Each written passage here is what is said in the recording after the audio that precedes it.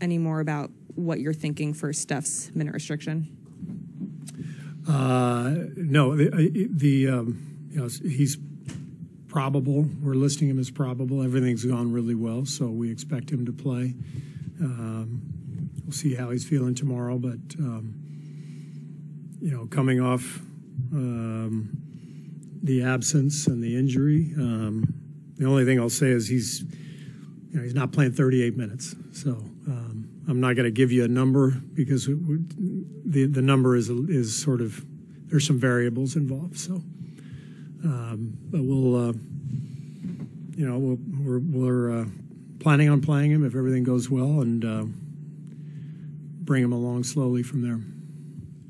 Coach, what has to happen between now and whether he does or does not play tomorrow, and then moving forward? Are there different barriers or milestones that he has to hit?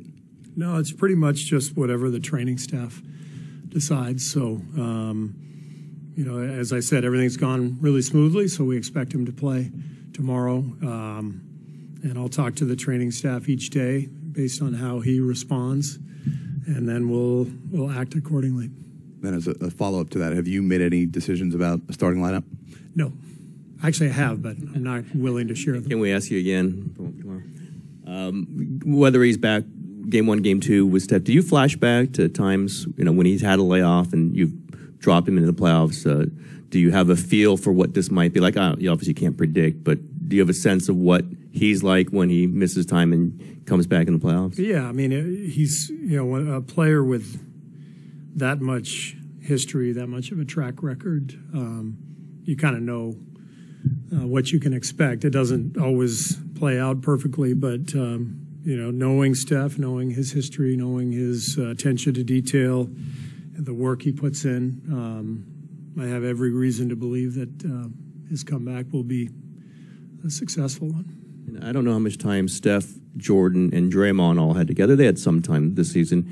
And I know you're running Steph stuff with Jordan. Can you run the same stuff with both those guys on the court, where they're both doing the dribble handoffs and all that kind of stuff? Yeah, no doubt. I mean, most of the stuff we do is conceptual anyway. We don't call a ton of plays. We're kind of playing out of concepts. And Draymond is often the fulcrum offensively, in high pick and roll or dribble handoffs. And Jordan has really had a great apprenticeship, learning from Steph and being a threat both on and off the ball. And so they're both very comfortable playing that style.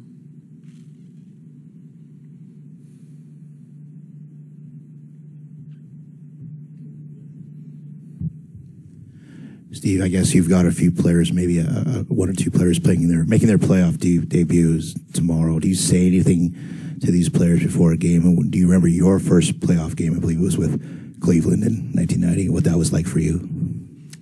Yeah, I think. For sure, I've had conversations with guys this week, with individuals and collectively as a team. What to expect, what we're focused on, all that stuff. What my recollection was of that first playoff game was just how fast it was, and there's kind of different levels of NBA games. There's preseason, there's opening night, where it ramps up, then it settles back down to a more constant theme over the course of the year. You have a couple late season games that are pickup games, because the other team has either cashed in or not. They're not playing anybody. And then the playoffs happen, and it's like way up here. So everybody is so dialed in to each other's tendencies, strengths, so it makes your execution that much more crucial. Steve, Andre the other day said he thought it was especially wide open in the playoffs, in the race for the title. I think he said maybe 7 teams have a chance.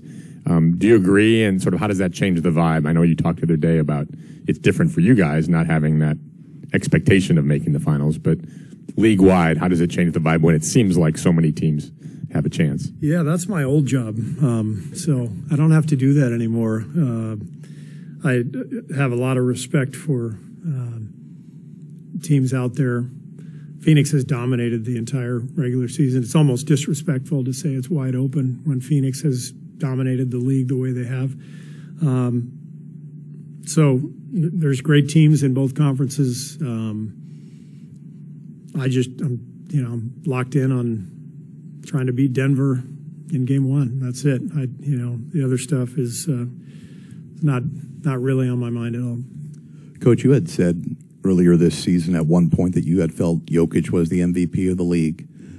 Is there anything that you've noticed in all the film watching from him this year that's brought his game to a different level, that's made him even more difficult to guard? Not really. I mean, he won the MVP last year, so he's just one of the very best players in the league and one of the very best centers to ever play the game. It's incredible watching his skill set, his awareness, his feel. He's like an old school center. You know, they play off the low block a lot more than most teams. But he's brilliant to watch, just the way he dissects defenses.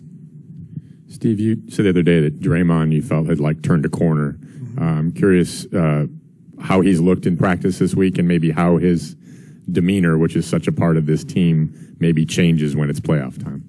Yeah, I thought he turned the corner. The last two games were really important for him and for us, in San Antonio, in New Orleans. It didn't matter that both teams rested guys against us. It was just about us and about Draymond in particular. He played with great energy, great force. Looked to me like his conditioning turned a corner. You could tell on the speed with which he ran the floor and moved defensively. So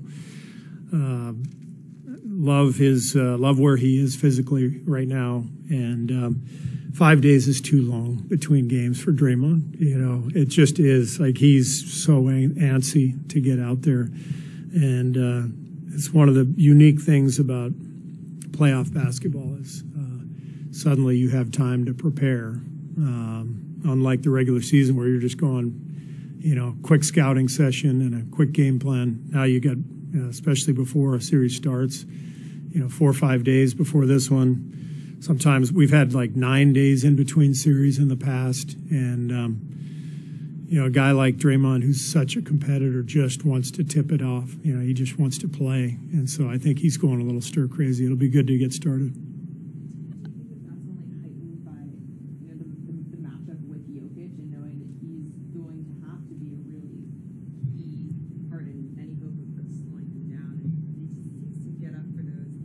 He does, yeah.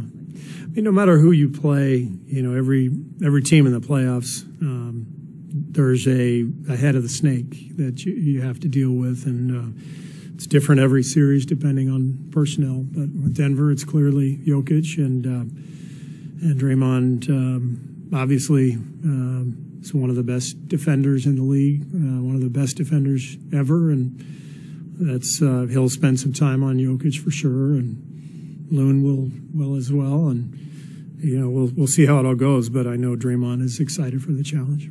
You and I talked briefly yesterday just about Klay Thompson, and this is probably a little bit more of a bigger picture question. But just given everything that he's gone through, this team has gone through over the last 2+ years, to make it back to the playoffs, what do you imagine tomorrow that moment is going to be like for him, and then also for everyone else? Well, Klay has traditionally been at his best in the postseason. He loves the competition. He loves having to reach that next level performance-wise. So great thing with Klay is I think over the last 2 or 3 weeks, he's really settled in and has taken better shots and been more patient. I'm sure the numbers would show that. I haven't looked at them, but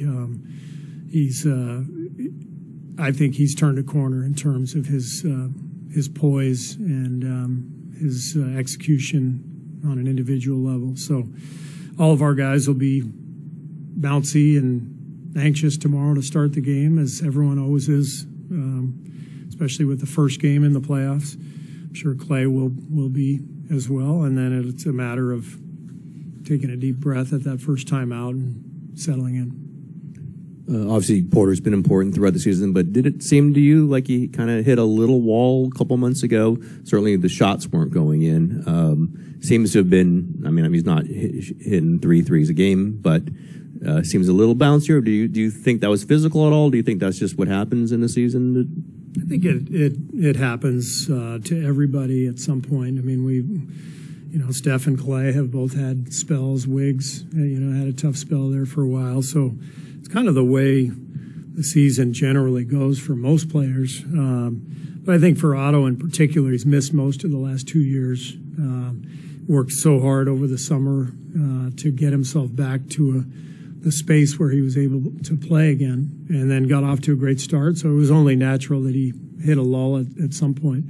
But he's looked revived here the last few weeks and playing well, and he'll play a huge role for us. And we've all looked at the closing unit. There could be some competition for that 5th spot if you look at your roster right now.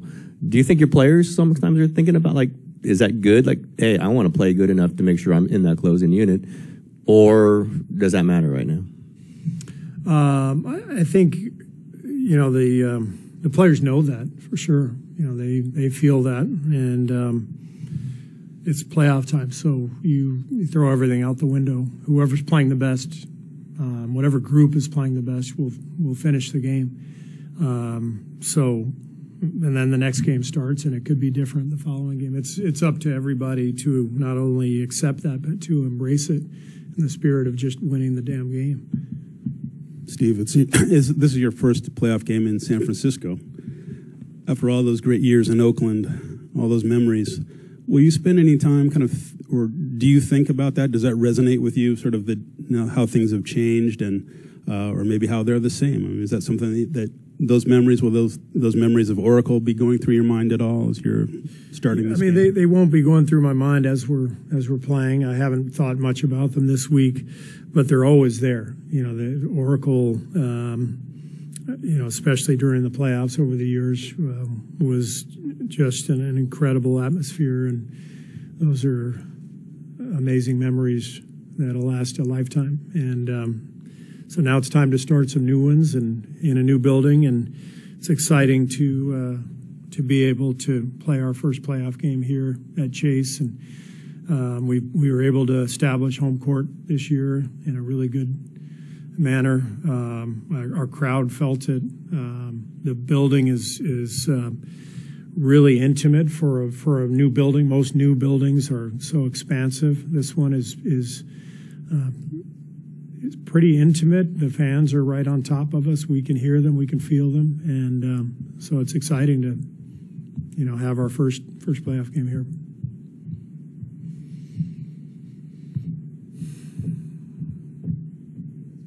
Thanks.